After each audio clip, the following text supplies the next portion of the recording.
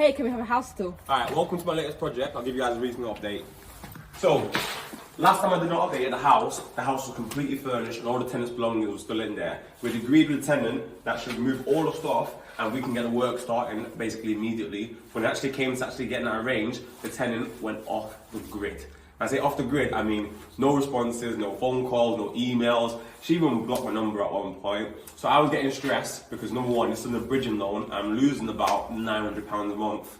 Yeah, because the tenant was basically using the place as a storage unit. So you can imagine the stress I was going through. Upon reflection, yeah, I wouldn't do a project where I'm on a bridging loan and it requires a quick time frame and have a tenant in situ.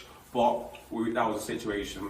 So after communicating with the tenant quite a bit of times, I actually managed to basically, I arranged to get all the stuff moved to her garage because she couldn't actually afford it to do it herself. So that got resolved, cost me about £300, additional cost you don't expect on a project, but we live and we learn. So I'll give you guys some changes on what's gone on so far.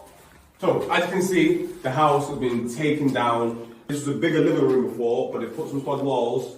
So for example, this is going to be the toilet, and this is going to be the first bedroom in the house. Right now, there's been a full clear out done.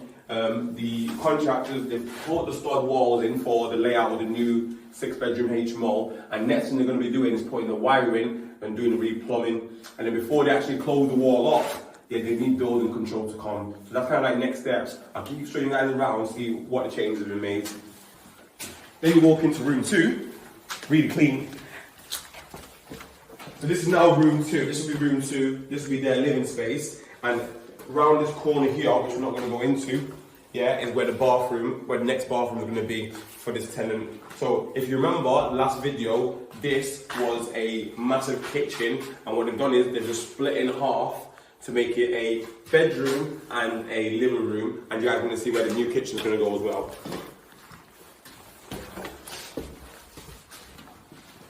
So what you can see here is going to be the new living room. It's going to be the new living room, and the kitchen is going to flow throughout here. This door is kind of locked right now, so I can't even open it and show you guys the kitchen. So I'm going to have to go outside and show you guys in a second. So right now we're in the back garden where I'm going to show you the kitchen. Last time we was here, it was a mess, but as you can see, it is a lot messier. What we have here is everything the contractors have ripped out in the house and put out here, as well as all the tenant stuff that she didn't want anymore. The builders actually told me they spent a whole day ripping out the tenant stuff alone. So this is stuff that you don't plan for, but it happens anyway. Another thing that I've not planned for in regards to budgets is low expenses, for example, such as building control, structural engineer, which I didn't actually put in place when calculating my build cost and everything else. And it's not major cost, as it's 2,000, 1,000, but it does affect your ROI, and it is something I didn't plan for in regards to having finance available. So we're going to see how I'm going to manage everything and pray nothing else peeps out the window. So what I'm going to show you right now is the kitchen and what's been done so far.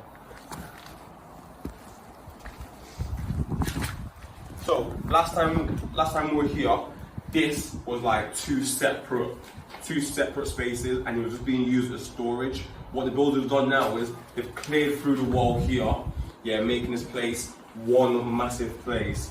And with that being done, it means we're gonna have a kitchen here, which is gonna lead to a living room that we were just in before. This is one of the things I'm actually quite excited for the most, to see the end product. But exciting stuff, and we'll see what happens. So now, this is room number 3, and we've had some problems, guys. I'm not gonna be like lies here. We've had some problems. Let me show you. So imagine the situation. I found an architect online. I told the architect to come do the drawings for me. Amazing. They've done the drawings, they've done the plan. I'm happy, I'm buzzing. Yeah, I give the plan to my builders. Yeah, my builders start to do the layout of the rooms. So for example, from this wall to this wall, I think it's about approximately 4,000 something centimeters. I think that's what it's meant to be, 4,000 something centimeters. My builders then do the bathroom. Yeah, and they do the distance of what the bathroom is meant to be, which I think is meant to be 1,000 something centimeters. Then you have all this space left.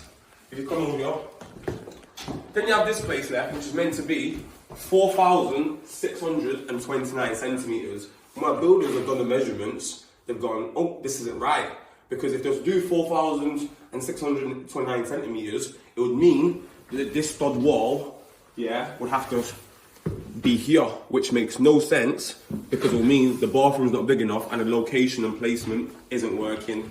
So this caused quite a bit of delay for my builders, mainly delayed by 5 days.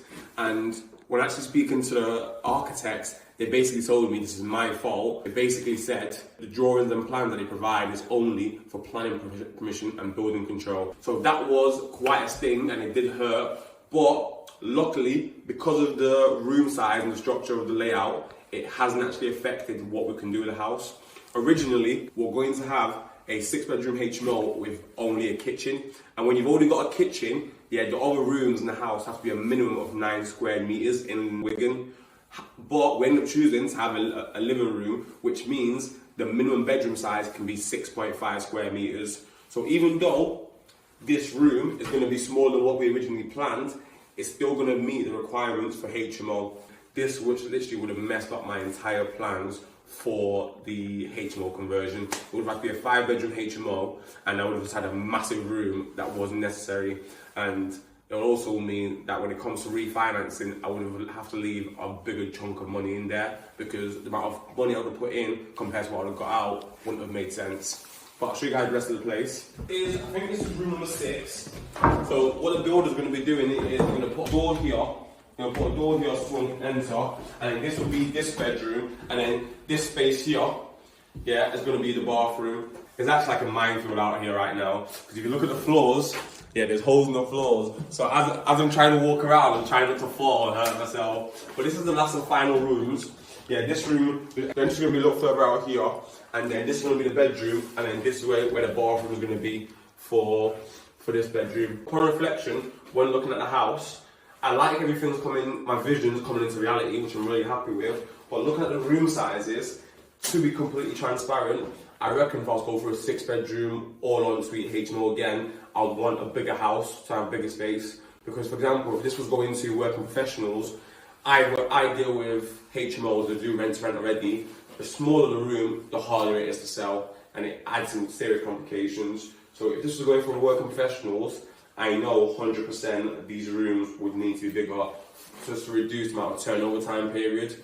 So that's my initial thought process off the go.